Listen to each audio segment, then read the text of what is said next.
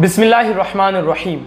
प्यारे आका सल्लल्लाहु ताला अलैहि व आलिहि वसल्लम के प्यारे दीवानों, रमज़ान करीम का प्यारा प्यारा महीना बस कुछ दिनों में हमसे रुखसत होने वाला है और ये इतना अज़ीम और बाबरकत महीना है कि दीगर इबादत जो होती है तो हम अगर नमाज़ पढ़ रहे हैं तो नमाज का सवाब मिलता है, ज़कात अदा कर रहे हैं तो ज़कात अदा करने का उसी वक्त सवाब मिलता है, सदका दे रहे सदक़े का सवाब मिलता है, हज करने के लिए गए तो उस वक्त हज का सवाब मिलता है। लेकिन रमज़ान करीम का इतना बड़ा एहसान और करम है और रोज़ा इतनी अजीम इबादत है कि बंदा सहरी कर ले उसके बाद रोज़ा रखे तो अब वो कुछ नहीं कर रहा बल्कि सोया है तो अल्लाह रब्बुल इज़्ज़त उसको इबादत का सवाब अता करता है। वो खामोश बैठा है तो अल्लाह रब्बुल इज़्ज़त उसको तस्बीह पढ़ने का सवाब अता करता है। तो ये अजीम महीना, ये पाक महीना जिसके अंदर नेकियों के सवाब को बढ़ा दिया जाता है, बस कुछ ही दिनों में हमसे रुखसत होने वाला है।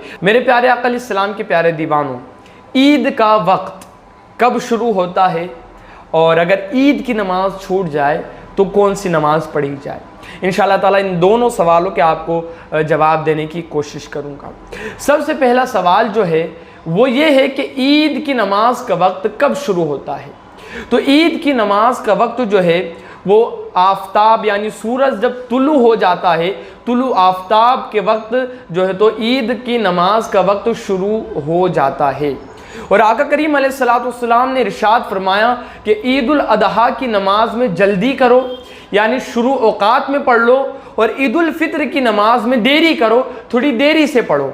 तो इसी वजह से ईद उल अदहा जो बकरीद की नमाज है उसको हम जल्दी अदा करते हैं और ईद उल फित्र की नमाज को जो है तो हम जो है तो थोड़ा ताख़ीर से अदा करते हैं आका करीम अलैहिस्सलाम के फरमान के मुताबिक। तो तुलू आफ्ताब जब सूरज तुलू हो जाता है तो ईद की नमाज का वक्त शुरू हो जाता है, तो ये याद रहे। आका करीम अलैहिस्सलाम के प्यारे दीवानों, अब कोई बंदा है तो वो लेट उठा या फिर कोई काम में मसरूफ़ था या जानबूझकर अनजाने में किसी भी तरीके से अगर उसकी ईद की नमाज छूट गई तो अब वो ईद की नमाज को कैसे पढ़े, क्या वो पढ़ सकता है, नहीं पढ़ सकता।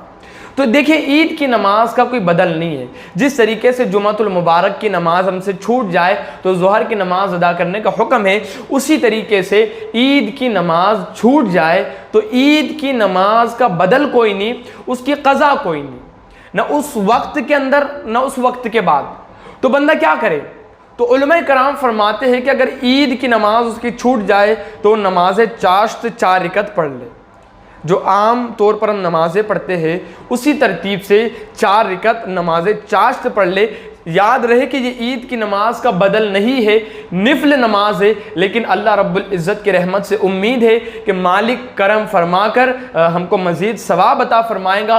कोशिश ये रहे कि ईद की नमाज में पहुँचे, जमात के साथ आप नमाज अदा करें। अल्लाह रब्बुल इज़्ज़त हमारी नेकियों को कबूल फरमाए और पूरी साल अल्लाह रब्बुल इज़्ज़त इसकी बरक़ात हमको नसीब फरमाए।